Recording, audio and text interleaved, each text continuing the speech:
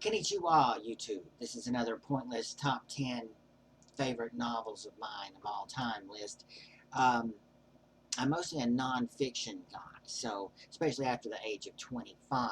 But I do occasionally like to be grounded by literature and literature that helps me learn about myself and the world and all of that other pretentious stuff. But generally, I'm a nonfiction guy, so this list may be kind of odd for that reason.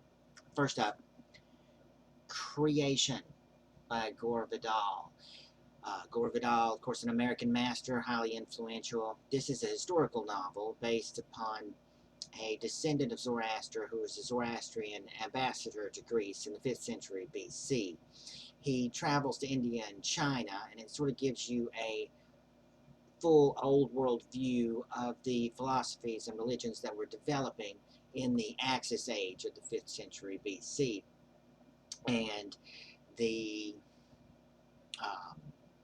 Zoroastrian influence in the Persians is not often talked about, and they really don't get enough credit that they deserve for their influence philosophically and religiously. Some of it good, some of it bad. Certainly the idea of dualism and heaven and hell that influenced Judaism, Christianity, and Islam needs to be explored more. So I have a special interest in that. I had a website about it at one time, so really book blew me away. Moving on. Fear of Flying by Erica Jong.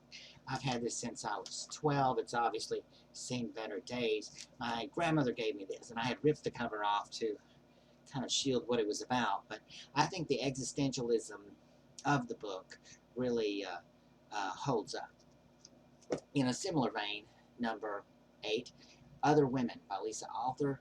This is a love story, existential, psychological, psychotherapy type story about lesbian relationships, but also social responsibility and trying to maintain yourself above depression and trying to ride life like a wave. 7, Mother Night by Kurt Vonnegut. I feel is his best book. It's deeply cynical and dark, but psychologically very satisfying. It gives you an explanation and depictions of Nazism and fascism, both in Germany and the U.S., that are unparalleled. And where are we here? Mother Night. And 6.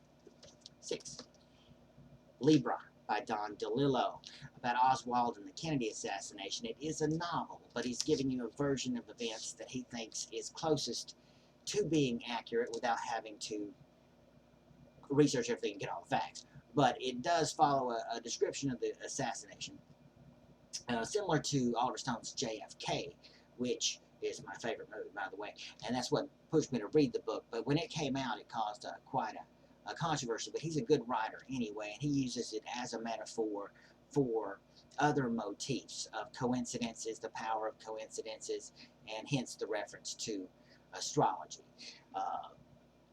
If you are interested in the Kennedy assassination, it's actually a good place to start, although there are other books and even great YouTube videos, and certainly JFK's Oliver Stone's not a bad place to start, but it's just a great novel in many ways. Don DeLillo. Number 5, Razor's Edge by Somerset Maugham. His best novel, his best-selling novel in the U.S., and probably because it's partly based on a true story, dealing with an American fighter pilot suffering from PTSD who turns to Eastern religion.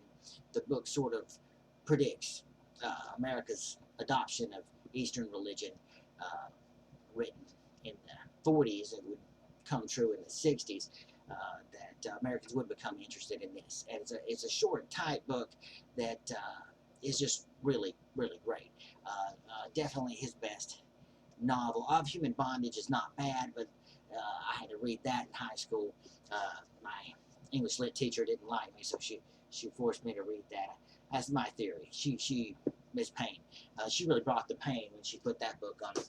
But if you're going to read that one, get the abridged version most definitely. And let's see, Razor's Edge. Number 4, Counterpoint by Aldous Huxley. I think I'm getting a glare here. But Counterpoint.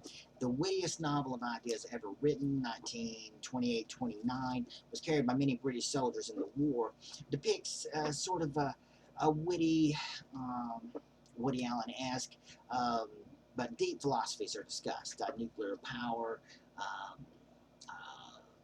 Marxism, and predictions of a war coming. There are many things in the book that are prescient of things to come. And Aldous Huxley is certainly my favorite writer overall. I think he's the greatest writer of the 20th century by far. And following that up, number 3,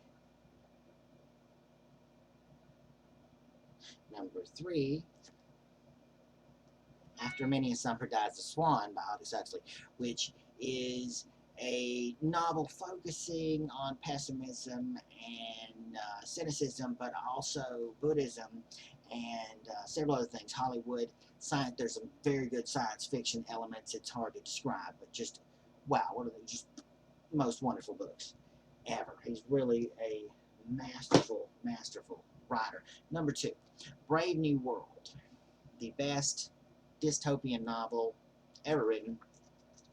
Way better than 1984, deals with the actual problems that we're facing in a not old-fashioned totalitarian regime, but a regime where the standard of living is high, but the actual truth and truth and beauty are actually hard to come by because of the crass commercialism and propaganda. And anyway, this book's too complicated to go into. We will move on. But my number 1 favorite book of all time is The Heart is a Lonely Hunter by Carson McCullers. And this is a better picture of her, but this is from her autobiography, Illumination in Night Glare. I can't believe I haven't got a better copy of this book than I do. This one's coming apart. But most novels, the problem I have with most novels is they presuppose a connection between people that often doesn't exist in real life. And there's a certain type of drama in that I don't find too useful. But this book actually strikes to the heart of that by revealing that usually in relationships, one or the other is suffering from delusions about the other person and sort of an unrequited love. And you have to, and people generate their own image of people that they're interested in, and it's not really based on communication as most people think it is. So it's kind of a harsh, realistic depiction, but also has the motif of real humans striving along with it, and also the set against the background of the strangled South of Georgia with the through line of Marxism. Is just, in my opinion, the greatest literary classic of all time, Carson McCullers. And that's it, folks. Konnichiwa.